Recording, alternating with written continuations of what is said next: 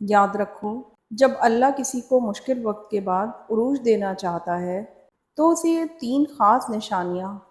بار بار ظاہر فرماتا ہے۔ اگر آج تم اپنی زندگی کے کسی مشکل دور سے گزر رہے ہو اور بہتری کے اسباب تلاش کر رہے ہو، تو یاد رکھنا کہ اللہ تمہیں کچھ ایسے سائن اور ایسے اشارے بھی ضرور ظاہر فرماتا ہے جس پر اکثر انسان غور نہیں کرتا۔ تم اکثر دیکھتے ہو کہ بنجر زمین پر جب بارش برستی ہے تو ذرے ذرے میں ایک نئی زندگی رواں دواں ہو جاتی ہے۔ بالکل اسی طرح جب زندگی مشکلات سے بھری ہونے لگتی ہے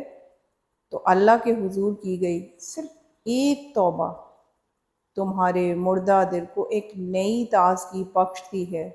جانتے ہو زمین بنجر کیوں ہو جایا کرتی ہے؟ جب ان کا خیال نہ رکھا جائے، مناسب کھاد نہ ڈالی جائے، مناسب پانی نہ دیا جائے تو وہ سوکھ کر ختم ہونے لگتی ہے۔ بالکل اسی طرح تمہارے دل کی زمین بنجر ہو جایا کرتی ہے۔ تو اگر تم چاہتے ہو کہ اللہ تمہارے دل کو پھر سے آباد کر دے اور تمہاری زندگی آسان اور سہل ہو جائے، تو تم اللہ کی اطاعت اور اپنے دل میں اس کی محبت کا بیج بو کر اللہ کے ذکر کر کے پانی سے مسلسل آبیاری کرنا شروع کر دو، تو ان قریب اللہ تمہارے دل کو پھر سے شاداب ہی کر دے گا، ایک نیا عروج تمہیں عطا کر دے گا۔ اللہ قرآن میں خود تم سے مخاطب ہے، اور وہ اللہ ہی ہے جو زمین کو اس کے مرنے کے بعد پھر سے زندہ اور شاداب کر دیتا ہے۔ بے شک عقل والوں کے لیے تو اس میں بہت سی نشانیاں ہیں۔ جانتے ہو سورہ حدید کی دوسری اور پانچویں آیت میں اللہ تعالیٰ ایک ہی بات کو دو دفعہ دہرا رہا ہے۔ یہ ایک طرح سے تمہاری یاد دہانی ہے کہ ہر وہ پریشانی، ہر وہ دکھ، ہر وہ مسئلہ، ہر وہ بیماری جو تمہاری زندگی کو آج متاثر کر رہی ہے، وہ پوری طرح تمہارے رب کے کنٹرول میں ہے۔ ہر وہ چیز جسے کھونے کا خوف یا جسے پانے کی خواہش تمہیں بے چین رکھتی ہے، وہ اس رب کے حکم کی تابع ہے، اور جب اس کا حکم ہو جاتا ہے اور تمہارا وقت آ جاتا ہے تو ہر ادھورا کام اور ہر دکھ اور پریشانی کو ختم کر دیا جاتا ہے۔ اور جب تک اس کا حکم نہیں ہوتا تو وہ یقیناً تمہارا امتحان لے رہا ہوتا ہے کہ اس کا بندہ کس حد تک اس پر یقین رکھنے والا ہے۔ اگرچہ کچھ دن مشکلات کی سختی کی وجہ سے تمہاری زندگی پر بہت بھاری ہوتے ہیں، لیکن یہی وہ دن ہوتے ہیں جو آخر میں تمہیں عروج عطا کر کے تمہارے اجر کے پیمانے کو دگنا اور بہاری کرتے ہیں۔ جانتے ہو ہر صبر کا ایک انعام ہے اور ہر دعا کی ایک منزل ہے،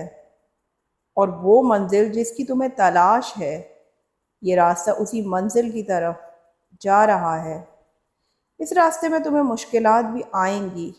کانٹے بھی چبھیں گے اور تکلیف بھی ہوگی، لیکن یہ آزمائش تمہیں آنے والے انعام کے لیے تیار کر رہی ہے، تمہیں بے حد حساب دینے کے لیے ڈالی جا رہی ہے۔ اللہ تعالیٰ قرآن میں خود سے فرماتا ہے کہ آپ ایسے صابرین کو خوشخبری سنا دیجئے کہ ان پر جب کوئی مصیبت پڑتی ہے تو وہ کہتے ہیں کہ ہم تو اللہ کے ملک میں ہیں اور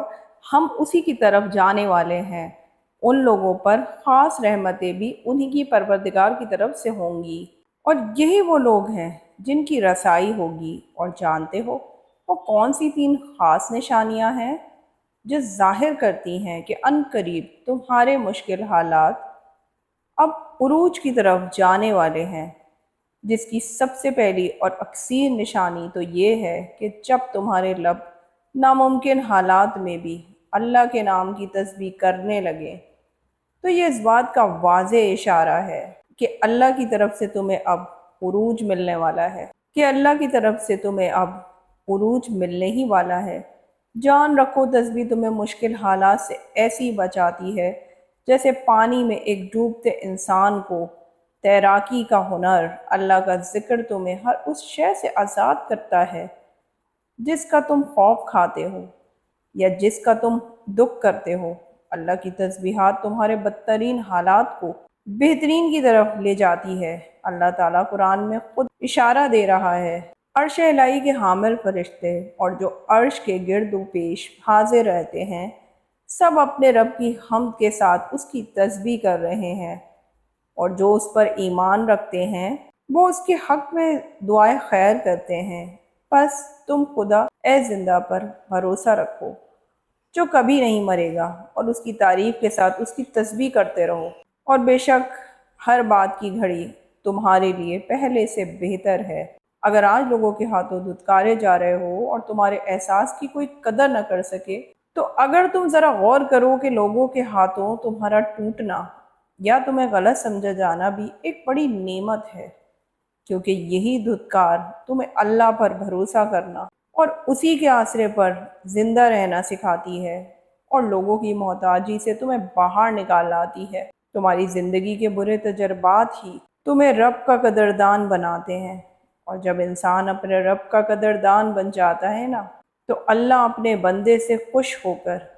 اسے ایک نیا عروج عطا کرتا ہے جو اس کی پوری زندگی سنوار دیتا ہے۔ قرآن کہتا ہے، میرا مدد تو اللہ ہی کرتا ہے جس نے کتاب برحق نازل کی، اور وہ نیک لوگوں کو دوست رکھتا ہے، اور جن کو تم اللہ کے سوا پکارتے ہو وہ نہ تو تمہاری مدد کرنے کی طاقت رکھتے ہیں اور نہ ہی اپنی مدد آپ کر سکتے ہیں، اور اگر اللہ تمہاری مدد کرے تو تم پر کوئی غالب آنے والا نہیں، اور اگر وہ تمہیں چھوڑ دے تو کون ہے جو تمہاری مدد کر سکے؟ بے شک ایمان والوں کو صرف اللہ ہی پر بھروسہ کرنا چاہیے۔ اور جانتے ہو تمہیں عروج عطا ہونے کی ایک خاص نشانی یہ بھی ہے کہ جب تمہارے دل میں بار بار ایک نامعلوم سی اداسی چھانے لگے اور تمہارے دل کی کیفیت نرم پڑنے لگے، اور یہ اس بات کا واضح اشارہ ہے کہ ان قریب تمہارا وقت بدلنے والا ہے۔ اللہ قرآن میں فرماتا ہے، کہہ دو میرے ان بندوں سے جنہوں نے اپنی جانوں پر ظلم کیا، وہ اللہ کی رحمت سے مایوس نہ ہو، یقیناً وہ بہت بخشنے والا اور بڑا مہربان ہے۔ اور یاد رکھو، جو انسان رات کے اندھیرے میں اٹھ کر اللہ کے آگے سجدہ ریز ہوتا ہے، اسے ایسی روشنیوں کے اجالے ملتے ہیں جس کا اس نے گمان بھی نہ کیا ہو،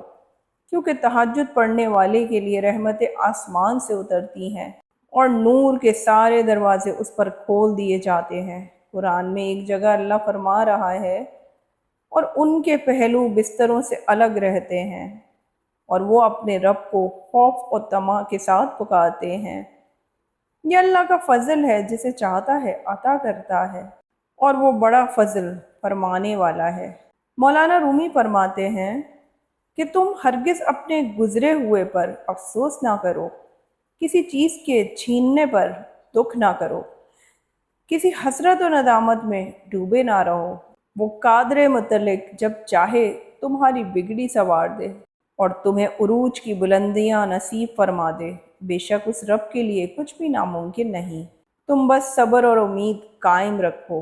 کیونکہ وہ وقت دور نہیں جب اللہ تمہیں آنے والے بہترین دن دکھائے گا، اور تمہارے نصیب میں ایسا لکھے گا کہ تمہارا دل خوش ہو جائے گا، انشاءاللہ۔